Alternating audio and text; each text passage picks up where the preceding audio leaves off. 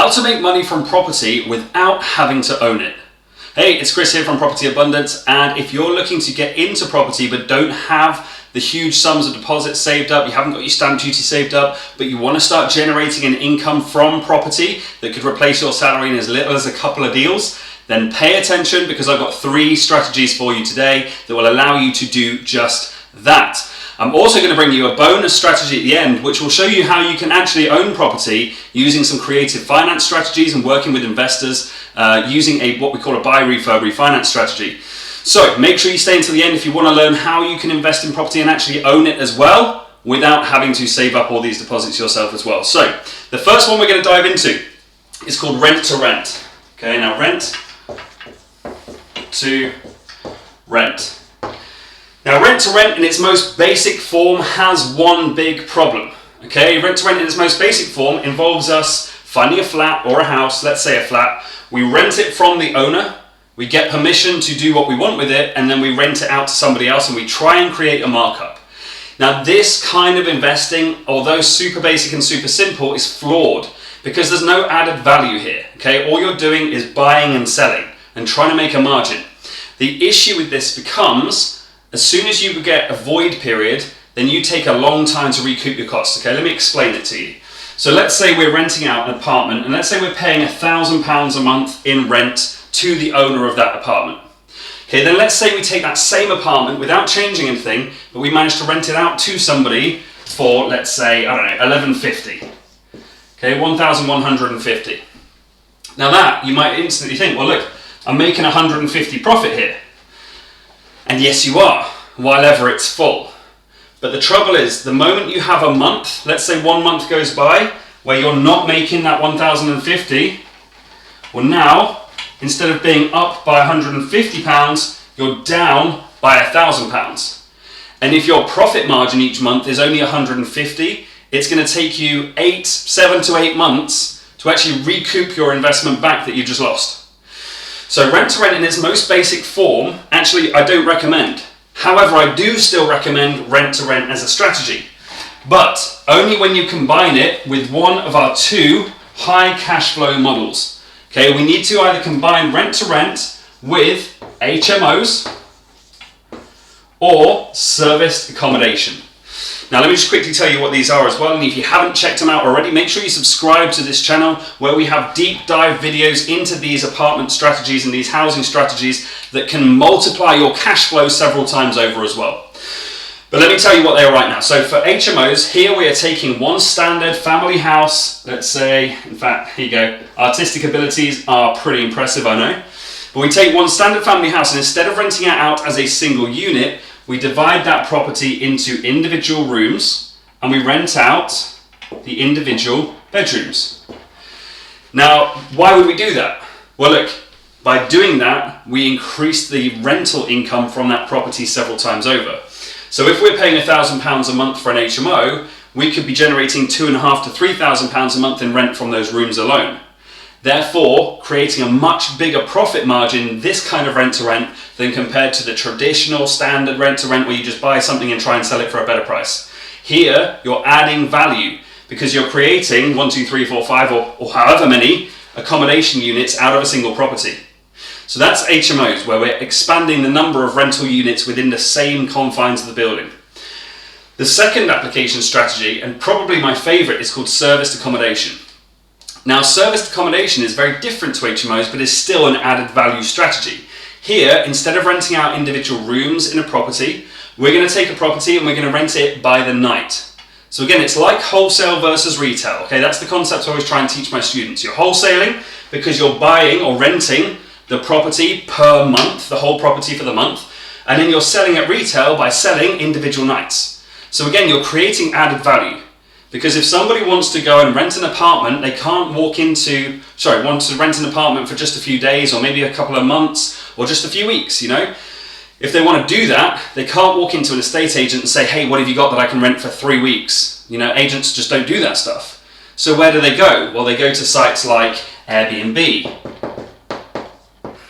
sites like booking.com, okay, these travel sites where you can book entire apartments that come fully furnished with all the bills included, and you pay by the night. Now obviously, because of all this extra value, the fact that you can book short term, the fact that all the bills are included, the fact that it's fully set up with fresh linen on the beds, this is all added value stuff, and for that reason you pay a lot more per night when booking an apartment by the night on these websites. Now why is that relevant for you? Well, because if you were to rent an apartment or a house, and instead of renting it out to a standard tenant, rent it out by the night on sites like Airbnb and Booking.com, then this is how you can create that added value and start to make a genuinely life-changing income from properties that you don't even have to own. Now, that's our first one, okay, is rent to rent. Now, by the way, if you're finding these kind of videos useful, if you like these kind of digestible contents, please do me a favor, drop a like, drop a comment as to which is your favorite strategy that we're running through today, and make sure you subscribe to the channel to make sure you don't miss out on all of our updates. We are bringing regular videos out at the moment, so make sure you subscribe to get first access to those videos that you can implement straight into your business as well. So, that's our rent to rent. Now, we know we need rent to rent with HMO or serviced accommodation. Now, keep that in mind, because all of our acquisition strategies that we use to get our properties require us to combine it with these application strategies to create the larger incomes. Now, the second one is management. Now, management is simply where we take a property. It could already be run as an HMO or a serviced apartment, or it could be an owner of a property who's got fed up with the traditional rental model and wants to generate a bigger income from his portfolio, but doesn't want to do the work himself. Okay, well, in this instance, we can offer to manage their properties for them. Okay, so here we take over the operations of the business. We make sure we market their properties on sites like Airbnb, Booking.com, and a list of thousands of others. We make sure that we deal with all the tenant communication. We make sure we deal with all the check-ins, the check-outs, the changeovers, the cleaning, the payment processing, and at the end of each month, we send them the money that we've generated from their property for them, minus a fee. So in this instance, we are getting a fee based on the rent generated, rather than having to try and find a profit. Okay? So in rent to rent, you pay your rent, you pay your bills, and anything on top of that you generate is profit. With management, you generate all the money and then you take some off the top. So it's less risk. Okay? With rent to rent, you've got to pay that rent regardless. With management, although the amounts that you earn are not as much per unit, there's also a lot less risk because your income is tied to the total rent generated rather than trying to find a profit margin. So you're guaranteed to get paid. Even if you make just £1, at least you get something, whereas with rent to rent, you could theoretically lose money. Now again, there's ways that you can minimize your risk, and if you haven't already done so, make sure you check out propertyabundance.info, where you can find the full details of the ASAP model, where we teach you how to de-risk these strategies as well. So, management can also be used as long as we do it with with HMOs or with serviced apartments, to make sure that the rent rolls that we're generating are sufficiently big, that when we take our fees just on the rent roll, it's still a good number. Now, with a rent to rent, I should have mentioned this earlier, with a rent to rent, we're aiming to make around about £1,000 per month on average in profit per deal that we do. With management deals, it's more likely going to be around about £500 per month. So you need to do twice as many, but you also don't need any investment capital and there's no risk. So you're trading off this risk and reward. That's why these two strategies, rent to rent and management deals, are really complementary strategies. Okay, when I started my business, I started in London back in 2016, and all I did was rent to rent, management, and the third strategy that I'm going to teach you as well, which is called joint ventures. And I built my business to 7 figures in just 3 years using these strategies alone. Now, when I started, all I was doing rent to rent, and then I grew to the point that I started putting software in place, teams in place, and I figured, well, actually, I can make much better use of these teams if I manage other people's properties as well for them. So I leveraged these two strategies, combined them together, and grew my business rapidly from that point. Now, I just mentioned it there, but the third strategy that you can employ here as well is called joint ventures. Now, there are tons of ways that you can structure a joint venture. Okay, there are tons of ways. You could do 50-50. Now, what do I mean by that? I mean, a landlord has a property, you have the skills and knowledge for how to run an HMO or a serviced apartment, you generate income, part of that is profit, and you split the profit 50-50. Okay, it could be as simple as that. Or you could get a bit more creative with it. Now, the first joint venture I ever did was aimed at de-risking things for the landlord. Because at the time, I didn't have much experience. Okay, back in 2016, I hadn't done my first deal yet. So the structure I did there was I offered them a joint venture, but the first amount of rent that we generated from that property, running it as a serviced apartment, went to them. Now that was the figure that they could have got if they'd just rented it on the standard market. That was £1,500. So if they'd just rented that flat out to a tenant in London, they'd have got £1,500 a month. Now when I came along, I then started running it as a serviced apartment. The first £1,500 went to them, and then any profits after our bills were paid were split 60-40 and then later 70-30. But in fact, let's go straight to 70-30, again to the owner. Now, this is quite a risky deal for me, the actual operator, because I only make 30% of the profit after ensuring they get their rent. But this was a good enough deal to get my first deal across the line and got my first package. I did another 8 deals, not like this, they were all rent-to-rent deals, but all linked back to the fact that I made that first deal happen. Now that 30% equals about £700 a month for me. Okay, so I was not changing my life, but also a very solid income from an investment of 0. Okay, because this cost me nothing to set up, apart from maybe 40 quid for dinner to take the owner out. So 3 strategies you can use there. So we've got rent to rent, where we rent a property from somebody and have permission to rent it out to somebody else. Making sure that we combine that with our HMOs or serviced accommodation strategies to significantly improve the profits of those properties.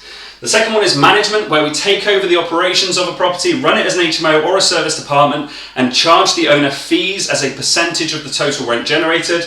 And number 3, joint ventures, where there's as many different ways of structuring it as you can think of. But one way that you could do it is by working with an owner. They put in the property and maybe some investment funds. You put in the work and start to actually do the operations for them and take over the operations side, and you share the profits. So it's similar to a management agreement, but instead of just charging a fee off the top where you make money regardless of whether the owner does or not, with a joint venture you're much more closely intertwined together. So you only make money and they only make money if the other person makes money as well, because you're sharing profits rather than charging fees on the total rent generated. So hopefully you found this really useful. Now I told you I've got one bonus, but before I dive into the bonus section as well, if you're finding this video really useful, do me a favor, drop a like, drop a comment. Which of these strategies is your favorite? Which one do you want to implement straight away? And if you're finding this kind of regular content update with bite-sized, implementable chunks of information really useful, make sure you click that subscribe button. It really, really helps us out. So, the third and final one that I want to leave you with today, just clear my board up here. The third and final strategy that I want to leave you with, which is a way to own property without buying it, but still needing to use some money, is called creative finance / investors, all with the ultimate intention of doing what we call a BRR project, okay? It stands for buy, refurbish, refinance. Now let me explain this concept to you first, okay? So a buy, refurb, refinance strategy is where we take a property, we buy it for as little money as possible. Now where we get the money from, we'll cover that in a minute. But we buy the property for as little money as possible, we add as much value to it as possible through the refurb stage, and then we get it revalued at the end, and we refinance using mortgage lenders to draw our capital back out, okay? So, we buy a house, we put our money into the house. We then convert the house into a much more valuable house, and then we pull our money back out of the house. That's it in a nutshell. Now, where does this money come from? Well, look, there's 2 different ways you can do this. Okay, you can use what's called creative finance, or you could work with private investors. Now there's 2 different scenarios here, so let's run through them one by one. Working with private investors first is where we work with a high net worth individual, somebody who's got some money sitting around and they don't know what to do with. Okay, now at the moment, right now in this economic environment, at the point I'm recording this, inflation's up around 10% right now. So anybody who has money sitting in their bank account doing nothing is having their wealth eroded at a staggering rate. Imagine if you got £1 million sat in your bank account. Okay, now, nice problem to have, right? But that £1 million is costing you 100 grand a year to have it sitting there, because it's devaluing at 10% a year. So finding people like this and having them invest in your projects where you can provide them much better rates of return than minus 10% is a fantastic way to start raising finance for you. Now, if you haven't already checked it, make sure you subscribe to our channel because we'll be recording videos on exactly where to meet these people and how to raise joint venture finance in a future episode. So make sure you don't miss out, hit that subscribe button. Now, the second one that goes along with this is called creative finance. Now look, very simple when we work with investors if they can put 100% of the money in. But what if they can't? Okay, what if they don't have 100% of the money to buy a house and add a load of value to it because they haven't got £1 million, maybe they've got 100 grand. Okay, well in this instance, we need to use what's called creative finance. Now creative finance, one of the best tools out there is called a bridging loan. Now a bridging loan is used to bridge the gap between when you buy something from when you add value to it to where you refinance it and get your money back out or you sell it. Okay, it bridges the gap between acquisition and either refinance or sale. So if we use a bridging loan, we can borrow 65% of our purchase price. Okay, so if the house, let's say we're buying a house for 200 grand, we can borrow, I should have chosen an easier number, let's say we're buying a house that's 100 grand, we can borrow 65 grand of that purchase price. That means we still have to find 35% of the purchase price, okay, which is in this case 35,000. But we can also borrow 100% of the development cost. So if at this point when we're buying the house we just need to find now 35% of that value, for this refurb work we've got 100% of the funding, all of a sudden the amounts we have to raise become far more manageable. Now if you have your own funds available as well that you can put towards this 35% and use investor finance for the remaining 35%, that gives investors a lot more confidence because you now have skin in the game. Okay, so let's say you're borrowing 35 grand and let's say you've got 15 grand of your own money saved up. But if you put in 15 grand and the investor then puts in 20 grand, yes, okay, it's still not quite equal, but at least you've got skin in the game. So people will be far more willing to invest in you, your business and your projects if you have some of your own skin in the game. Now, that's not to say that there aren't deals out there where the investor will put in 100% of the money, but they will require proof of your worthiness for them to invest with you. How can you give them proof of your worthiness? Well, look, you can start using these strategies right here to start to build a successful cash generating business that's profitable. And when you do that, you go a long way towards proving to investors who are going to lend you 100% of the funds that you are a safe pair of hands in property. Hope you found this video useful, guys. In this, we've summarized how you can make money from property without owning it, plus a bonus section on how to use creative finance and investor finance to buy houses that you don't need to put your money into, or even if you do, you can fund it through the profits of your existing enterprise. My name is Chris Peel from Property Abundance. Please make sure you like, comment, and subscribe to our channel for regular weekly updates on exactly what's going on in the property market right now and exactly what I'm doing within my business that's working best for me right now. I'll see you soon.